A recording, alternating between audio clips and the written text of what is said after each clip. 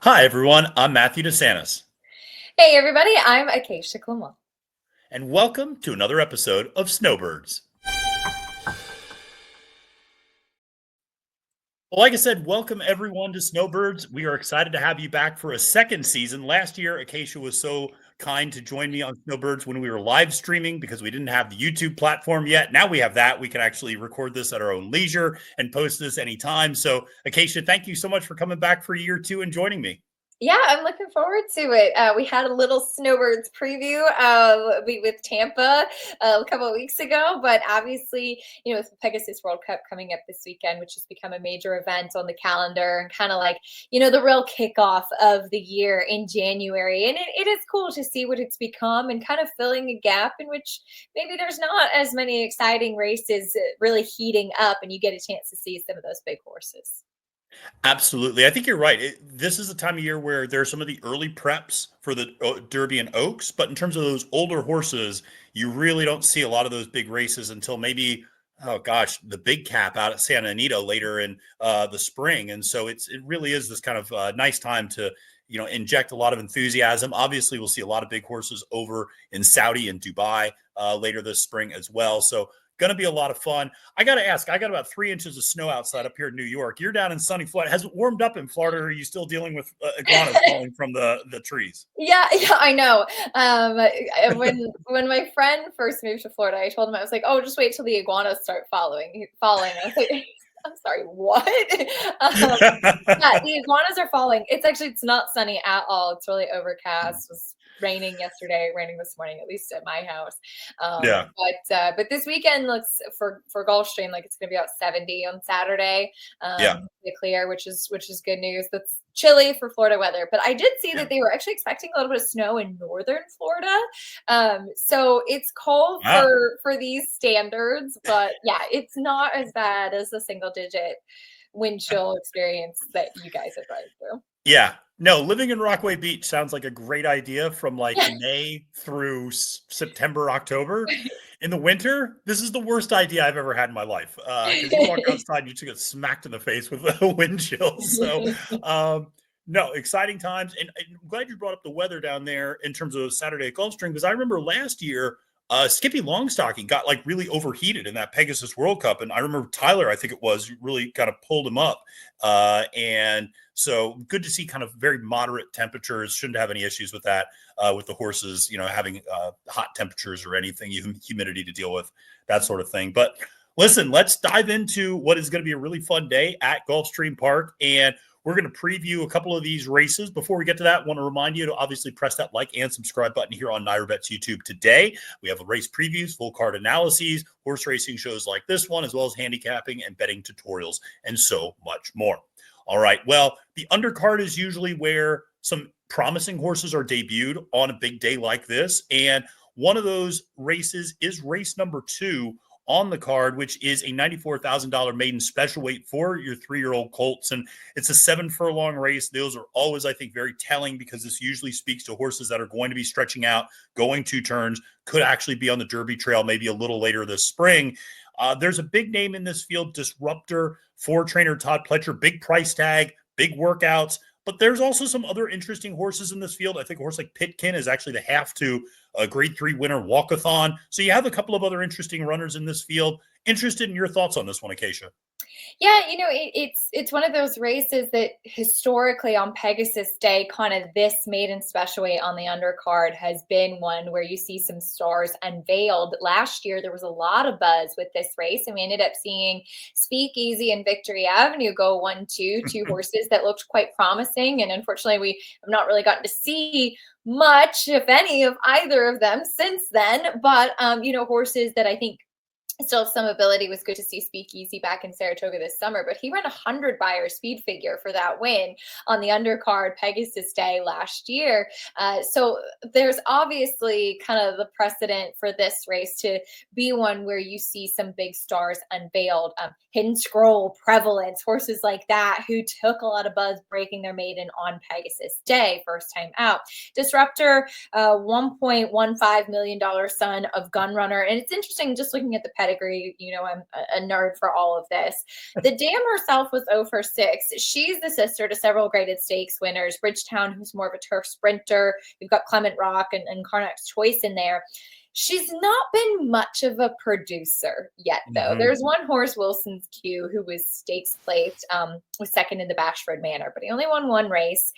2 out of the 5 foals were winners. So she has not done much as far as production yet. I'm sure he has a sensational physical and he's by gun runner. So that really helped the price tag. And then watching those workouts, you can watch several of them on XBTV, which is the cool thing when horses are down here in Florida.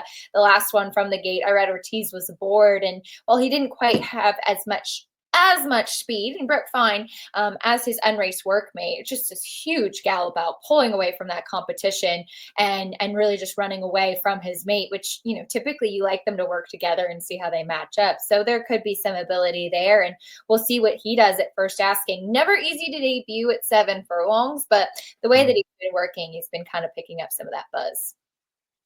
Yeah, absolutely. And you rarely see Todd Pletcher horses firing off bullets. I mean, that's something you see from Kenny McPeak sometimes, or Brad Cox.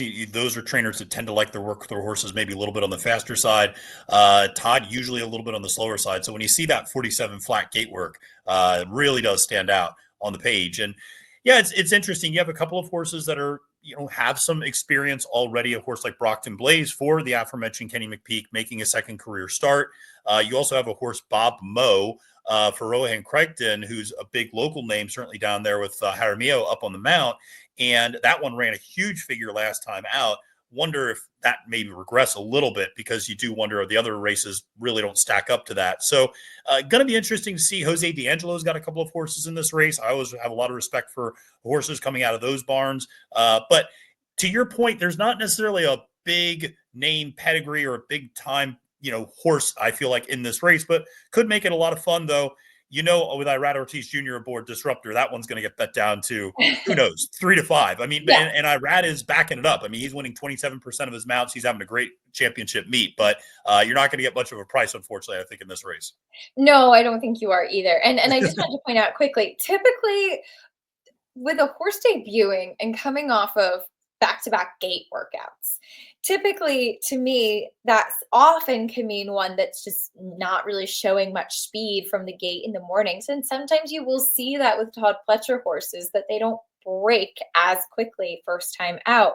But like I said, being able to watch that work on XVTV, and Irad really hustled him. I don't think he's going to be that slow. He's going to need to kind of get his feet underneath him quickly on Pitkin, as you said, have to walk-a-thon. She's a turf horse. She started out on the dirt and was average at best. Far better on the grass, though the dam, who Ian Wilkes also trained, was a dirt horse. But maybe it's just a starting point for that one. But who knows? Maybe this is a race we'll look back on and say, okay, this actually turned out to be a lot saltier than we anticipated. But that's one of the fun things about these kinds of races. No, absolutely. And you definitely have some big sires in this race with Nyquist, with McKenzie, with Uncle Mo, with Vacoma, with Gunrunner, with Complexity. So Omaha Beach. I mean, there's definitely some big names in there. But like you said, not a lot of dam side production. When you start digging into the female side of these families, you don't see a lot of big names outside, honestly, of Pitkin. And as you mentioned, that's the turf influence there. So going to be interesting to see this one. But listen, there's a lot of races to get to. And let's talk about the 3 signature races, which are the Pegasus World Cup Filly and Mare Turf, the Pegasus Turf, and the Pegasus World Cup.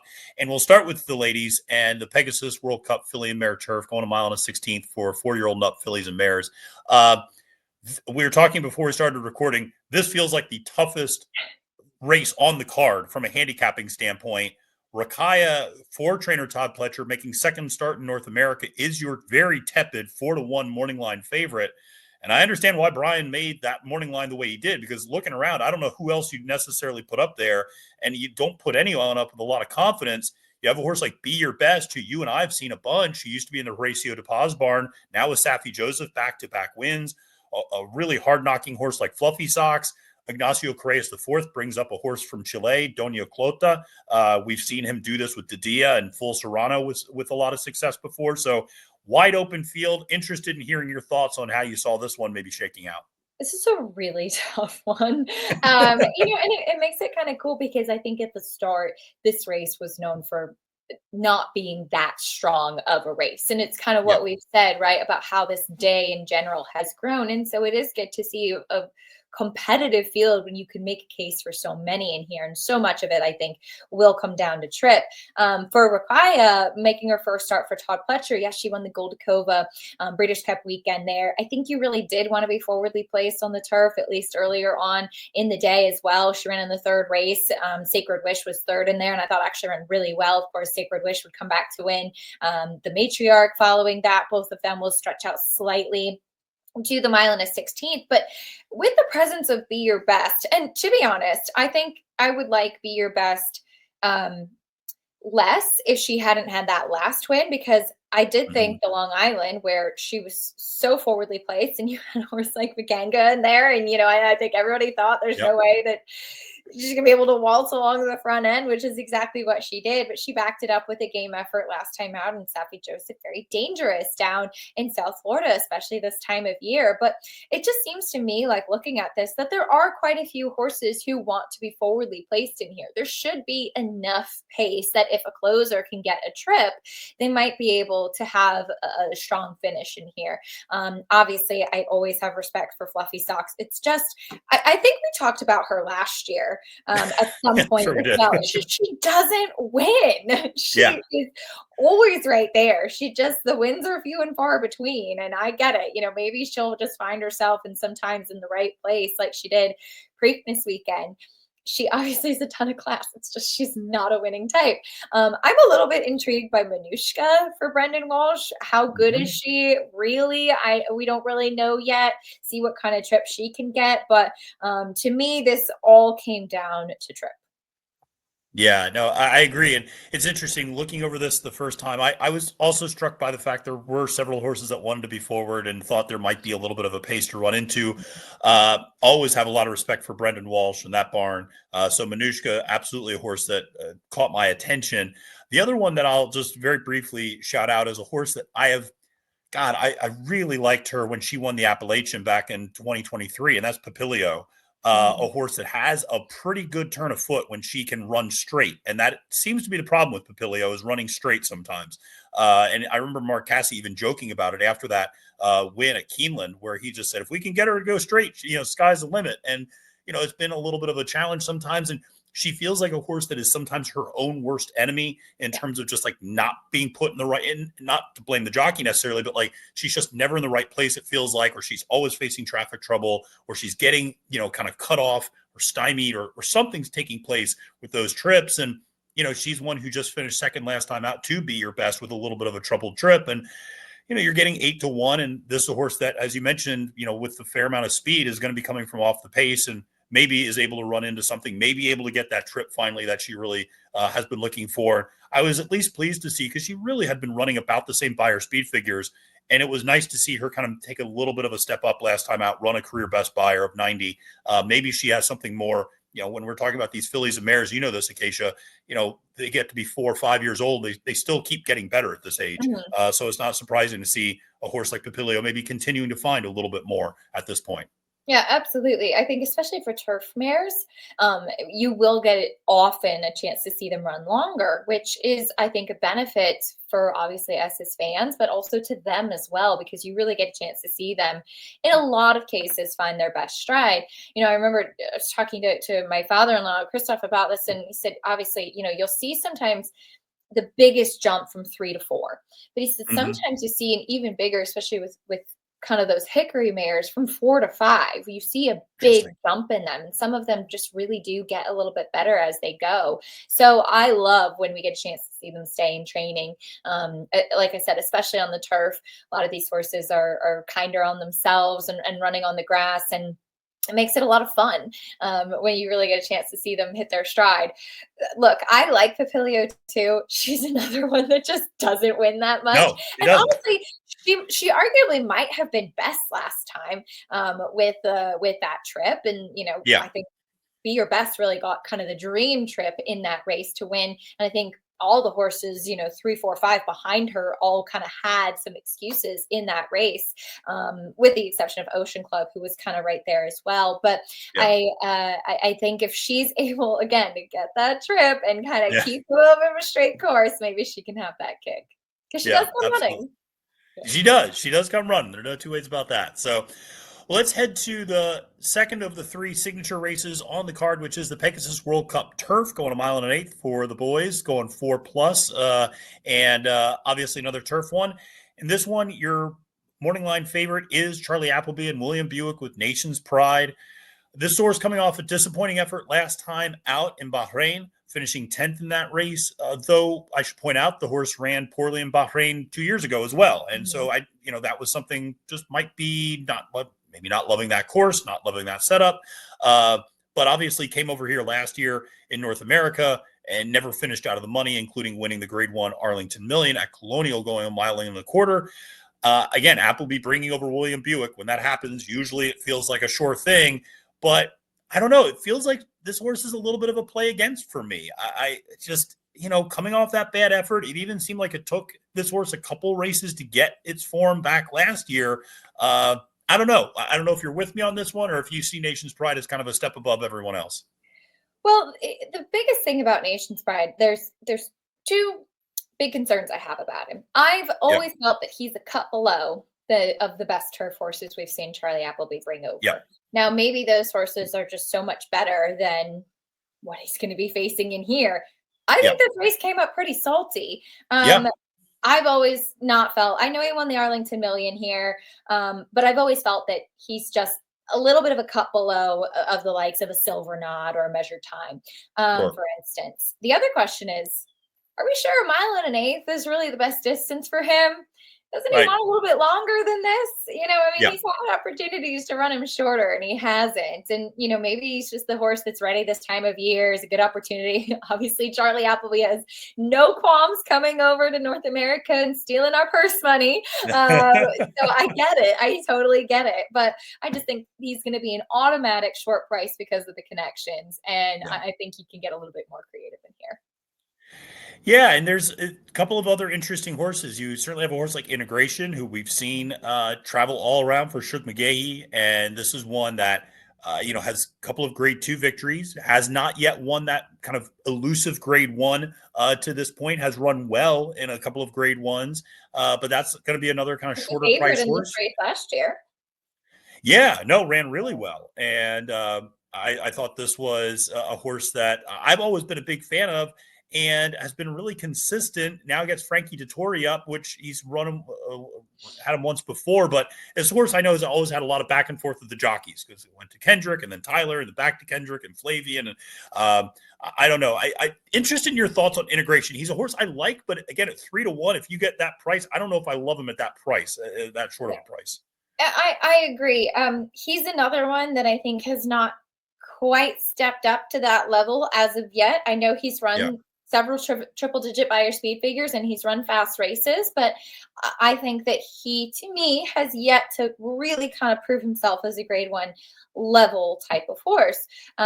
When I saw him in the Red Smith last time, it was my first time seeing him in a long time. I think actually since the Pegasus the year prior. Yeah. And for a horse that was going 1 3/8 that day, I mean, he was revved up. He was like a bull in a china shop, and he was just really aggressive into the bridle, warming up with Flavian. And I think Flavian Pratt, he's such a great rider, well-rounded altogether, but I think he actually suited this horse really well in getting him to kind of settle a little bit, especially in the running of that race. He's obviously shown Integration that 1 1/8 is great for him, winning the Virginia Derby and the Hill Prince as a 3-year-old, and maybe he's kind of putting things together a little bit now. So I don't have a problem with him cutting back at all in this distance. And he has some tactical speed. Could he win? Absolutely. I might actually be a little bit more inclined to go with him over Nation's Pride. But like I said, I think he still needs to show that he's able to take that step forward to this level. Yeah, no, I would agree with that as well. And two other horses that struck my interest, and I'm interested whether you see them or maybe there's a bigger price that you might like on the board as well. Major Dude and Mi Hermano Ramon, two kind of slightly different types of horses. Major Dude being this horse that's been around for a little while and now has kind of started putting some wins together the last couple of times out for Todd Irad up on the mount, obviously, coming off a win in the Fort Lauderdale, which is kind of the local prep for this race at Gulfstream Park. And obviously is more than capable of doing the distance. And like I said, has kind of put together a couple of races. And then Mi Hermano Ramon is a West Coast invader, if you will, for Mark Glatt. But what really sticks out to me is not only winning that Seabiscuit handicap two-back, but more impressively, perhaps finishing second and a very close second to Johannes last time. And Johannes is one of our top turf horses in the country. So I thought that, in terms of just keeping good company, now you always worry about West Coast turf horses coming east sometimes, or at least I do. But interested in the thoughts on those two, or if there's maybe another big price that jumps out to you. Yeah, Mi Hermano Ramon, I think, is very intriguing because he's a horse that had that big layoff from June of 2023 to August of 2024. And, maybe took a little bit of time to kind of get back going. But to me, those last two races in particular, I knew he was a bigger price than the Lure. You wonder if maybe he should have won that race. That's the Lure at Santa Anita, not the Lure at Saratoga, but still a restricted race. But winning the Seabiscuit and then coming back and backing it up with that good second in the San Gabriel, I think was really encouraging for a horse that A, was showing that he was kind of back on track, and then B, showing that he could keep up with one of the top contenders of the division. I mean, what price would Johannes be if he was in this field? He would be, I think, the favorite or one probably, He's been remarkably consistent this year. So I think he's very intriguing. As far as Major Dude, I've always had a little bit of a soft spot for this horse. I don't know what it is. And he's also one that I wrote down very early in his career, longer the better. And he seemed to love getting to go the 9 furlongs last time out. He's in great form right now. He's one of those horses that seems like kind of when he keeps his form, he's able to keep it going for a little bit as well. And so, like I said, I have a little bit of a soft spot for him. He got rank in the 4-star Dave, and he was a little bit hard to handle, and I think kind of lost the plot that day. Now, he too, is he up to this level? But he's in good form right now, which I think is certainly to a benefit, and he's able to often work out his own kind of trip. Absolutely. No, it's a really good field. You're right. This one came up salty. You have a horse like Balnikov, who I think is a really nice horse as well. Grand Sonata. You got a bunch of really nice horses in this race. So excited for this one, but obviously very excited for the signature race as well, the Pegasus World Cup. Go on a 1.8 for your 4-year-old and up on the dirt. And your morning line favorite is the Cigar Mile winner this year, Locked, who I feel like, last year at Gulfstream Park, his Derby contention kind of came off the rails. He was going to be running in that Fountain of Youth, got scratched with a little bit of an injury, took a long time to come back. Todd obviously took his time with this horse. And really, the fact that I remember about a month before the Cigar Mile, Todd was already talking about the Pegasus being the goal of this horse. That tells you all you need to know, I think, before. I mean, he was coming off a 1 allowance win, and it was already like, no, this horse is going to big things. And obviously very impressive that day up here at Aqueduct, winning that Cigar Mile. Now facing, some tough company going 2 turns. You have last year's Kentucky Derby winner, Mystik Dan. You have Saudi Crown. If you get the best version of that horse, he's very dangerous on the front end. You have White Abarrio, who always seems to do his best running at Gulfstream Park. And, is coming off a pretty tough trip last time out in the Mr. Prospector. You have a horse like Stronghold, who's only missed the Exacta once in his career, which was the Kentucky Derby. I mean, this is a really, really nice field. Interested in where you kind of initially looked in this one and your thoughts on some of the main contenders. Yeah, I'm excited about this one. To wrap up thoughts on Locked, I think it's really cool to see him back now, kind of kicking off his 4-year-old season, because and it's nice that you have some of the stars, the 3-year-old stars of last year coming back with the likes of Fierceness and Sierra Leone. And then Locked was one of those horses that I think a lot of people forgot about, because he was kind of the big 2-year-old who was the favorite in the Breeders' Cup Juvenile, because nobody knew what his stablemate Fierceness was going to do. We still don't sometimes, but it seems he's kind of gotten his act together. And then you have Locked, who had the layoff and came back and has been really strong and winning a race like the Cigar Mile. I think it makes the division that much stronger and that much more interesting, which is really exciting. Now he does have to stretch out. Pedigree-wise should be absolutely fine for him. But as you and I were talking about before we started recording this, that when the post position draw took place and he drew outside, going the mile in an eighth, it's not something that you love at Gulfstream. If you've ever been to the track where they position the starting gate, it's incredibly short run into the first turn. Yep. And if you ever have a chance to kind of look back at old Florida Derbies or Pegasus World Cups, which are the two big races that are run at a mile and an eighth throughout the winter at Gulfstream, sometimes they kind of have an overhead drone shot, and you can just really tell with that shot how imperative it is to get position and try to drop in from some of those outside posts, because it's so quick into that first turn, and you do not want to be losing ground on the main track at Gulfstream Park. So that's going to be the huge challenge for John Velasquez. He does have some tactical speed. I cannot imagine he's going to be running and gunning coming out of there, but he is stretching out, and he's going to have to gun a little bit to try to drop in and get some position. So that's going to be, I think, the biggest thing for Locked. I'm sure, like I said, they were not thrilled with that post position draw, especially because you have a horse like Saudi Crown, who is so quick, drawn to the inside, and he's going to be able to be forwardly placed. And it was good to see him come back with a nice win last time out after he disappointed over in Dubai and then disappointed in the Breeders' Cup as well. He's been a little bit of a hit and miss kind of horse, and if he's on his day, he can certainly be something that's got some ability in this division as well. And then what about White Abarrio? I know that he didn't win last time out. I think he was beaten by a good horse and arguably going a bit shorter than he wants to, as he'll get a chance to stretch out for the first time being back with Safi. Yeah, absolutely. No, I mean, Mufasa, who he lost to last time, is a really nice horse. And you're right, going 7 furlongs, that was not an easy trip for White Abarrio at all. And I was actually really impressed. You could tell he was hitting his best stride that last half furlong and gobbling up ground. So, he's one, again, does his best running at Gulfstream. He's back in Safi's barn. I rad up. I mean, there's a lot of things to like about White Abarrio in this particular race. And yeah, just to go back to Saudi Crown, this is a horse I absolutely loved. I remember after watching him in that Saudi Cup last year, I remember telling everybody, hey, this horse is going to be the Breeders' Cup Dirt Mile winner. Like, I just was so sure, because I was like, you put this horse at a mile and he's a freak. I mean, you just put him on the front end and he just rolls. Gave me a little bit of vibes like Life is Good, a horse that can get 9 furlongs under the right circumstances, but probably is best at a mile, or it's just like untouchable at a mile to some extent.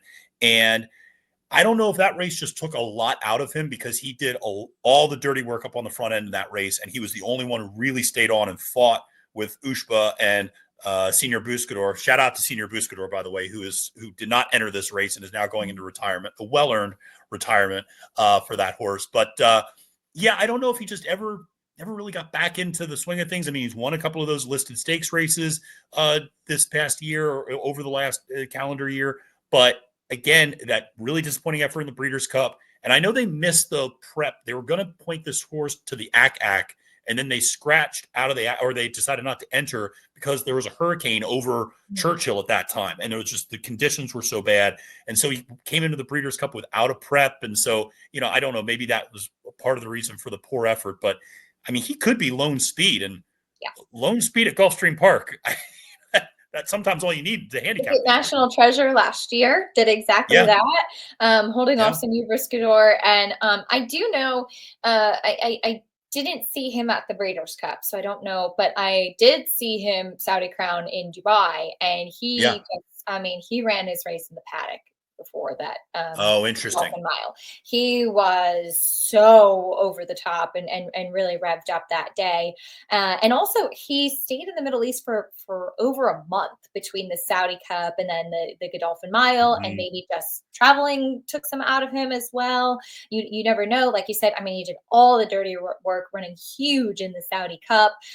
So yeah, if he's able to get comfortable in the front end, I think that's really going to be the key. And then is he as good? And we'll get a chance to find out now. But like I said, I think it's cool that he's back, and he certainly adds another interesting element. Well, another horse that is back that I want us to touch on briefly is the Kentucky Derby winner from last year, Mystik Dan, for trainer Kenny McPeak. Obviously coming off a disappointing effort last time out in the Malibu, though I didn't necessarily expect much. Kenny usually doesn't have his horses really cranked up off the layoff, and so felt like that one was just let's get him out on the track. Let's get him some conditioning. Let's get him a little bit of experience. And interest at 8-1 here, draws a little further outside. Again, kind of has a little bit of an issue like Locked, where the horse doesn't have great elite early speed to gun it to the front, nor is he a deep closer who can just make a left-hand turn out of the gate basically and hug the rail. So you do worry about getting stuck wide. I don't know. I'm kind of playing against Mystik Dan in this spot, but interested in what your thoughts are on whether or not you see him maybe rebounding a little bit and improving off that effort in the Malibu. Well, I hope that he does. Like I Yeah. said, for the same reason I mentioned earlier about a really strong 3-year-old crop with a lot of them coming back as 4-year-olds. But looking at the Kentucky Derby, where he ran well, give him that. He had an amazing trip as well. It seems to me that since then, and when he was sidelined since the Belmont, other horses in his crop have taken big steps forward. And I don't know if he has. Obviously, we only have that Malibu to go on.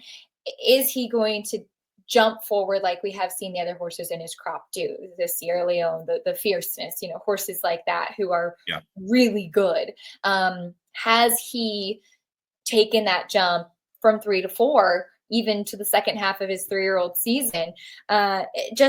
He just did absolutely no running in the Malibu. To me, never looked like he was in stride, never looked like he was comfortable.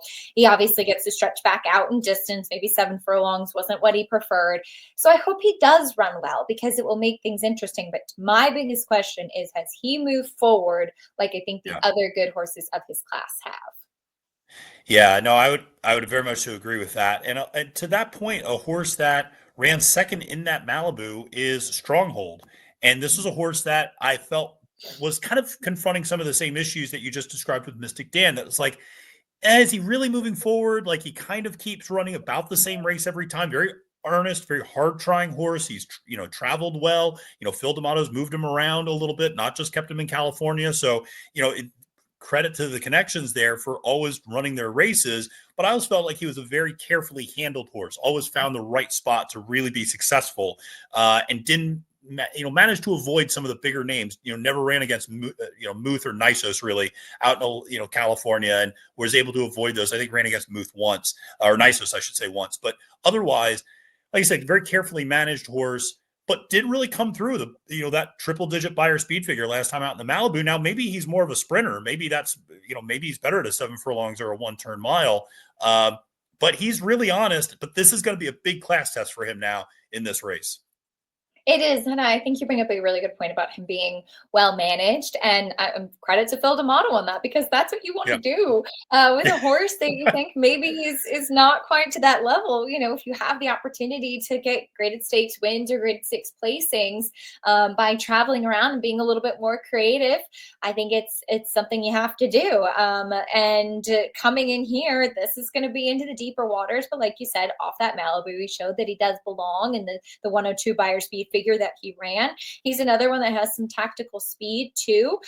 He's not necessarily a kind of need the lead type, but he is going to be stretching out. Broke on top in the Malibu actually too last time out, but he settled nicely when going shorter. And I think we don't really know kind of what he is or where he fits, because like you said, he hasn't really been running against the top always contenders of his class. So it's a spot that, look, it's a lot of money. It's a big purse. It's a great spot to kick off the year and kind of see where you stand. And maybe we'll get a chance to see him show that he belongs stacking up with horses like what he's facing in here. I have to give just one quick shout out to the 5 Croupy, who I know is coming off of a bad effort last time out, but it was, he just had trouble and never really kind of got into his stride and everything in the Clark. But he's one that I know he kind of has had some setups, so to speak. But I thought actually he ran huge in the Whitney, which I had actually picked him that day. He was the only one to really make up significant ground where Arthur's Ride was able to wire. Yes, it was a distant third, and the Woodward didn't really kind of do much running, but never really had any dynamics in his favor. And he is one that needs some pace to run at. I know it's not necessarily a track that's set up to his running style, but look at last year with Senor Buscador running second at a big price when you had National Treasure wiring the field. Croupy's a horse that I think if he's a generous price could hit the board and come running late if maybe things hold together on the front end. No, I couldn't agree more. A horse that you mentioned having a soft spot for Major Dude. I have a very soft spot for Groupie. Really like this horse. And I just love that he took forever to break his maiden. And then once he figured out how to win, it's like, you're right. He does need the setup. There's no two ways about it. But he's stacked up a lot of wins and a lot of really good finishes against top competition all around the country. So big fan of that horse. And I think you're right. At 15-1, a horse to include in your vertical tickets for sure. So I don't know about you, Acacia, but this race makes me excited for Saratoga this summer, honestly, because I know a lot of these horses are going to be up there. You mentioned Sierra Leone, you mentioned Fierceness. Heck, we got Mind Frame as well, who could, come back as, maybe for Rapoli. I mean, Pletcher could have as many as 3 of the top contenders. We'll see. But it's going to be a lot of fun in this division when we start talking about the Whitney this coming year and some of these big races up at Saratoga. It really is. And it's exciting because I think this year, there were a lot of comments like they should just not give the Eclipse Award for older horse. And I don't think, hopefully, that's going to be the case for 2025. No, absolutely not. So, Acacia, thank you so much for joining me on this. Really appreciate it. And just a real quick, our visitor arrived at the end. He did not. He was napping the last time we filmed. So. Love to see Pippin. Yeah. If that's not reason to listen to all 35 minutes of this, I don't know what is. You get to see Pippin at the very end. Right at the end, yeah. Exactly. We know we know how to keep people around. Yeah. Listen, obviously you're doing some of the coverage at Tampa. I'm sure I'd assume you're going to be down there at Gulfstream for Saturday as well, just as a spectator and a fan. But what all do you have going on while you're down in Florida? Yeah, the next Tampa trip will be February 1st. Just a lot of stakes on that day. Sam Davis. So looking forward to that. It should be a really fun day. I'll be back the week after that as well at Tampa, and then going to Oaklawn as well for the Rebels. So excited for that. I got to do that last year. So February will be a little bit all over the place, but I'll be posting some more stuff for NYRA Bets. I'll be tackling the first couple maiden races, the turf race that we did not discuss. I'm tackling that for Pegasus this weekend for NYRA Bets, and looking forward to going to the Pegasus World Cup as well with my family and cheering on the house horses. I love it. That's going to be great. And we're going to be back with some more episodes of Snowbirds for the Sam F. Davis, for the Tampa Bay Derby. I'm actually going to even be down in Tampa Bay for the Tampa Bay Derby. It's going to be very exciting. I'm packing my shorts, my T-shirts. It's going to be great. It should be warm by then. It should be warm by then. I was going to say, knowing my luck, it'll be 58 degrees. And I'll, so hopefully I don't bring the cold weather with me. But Acacia, thank you again for hanging out and chatting about these races today for the Pegasus World Cup. And thank you all for tuning in and watching. Like I said, make sure to press that like and subscribe button on NYRA Bets YouTube today. For Acacia Clement, my name is Matthew DeSantis, wishing you a great and profitable day at the races and reminding you, friends, it's now post time.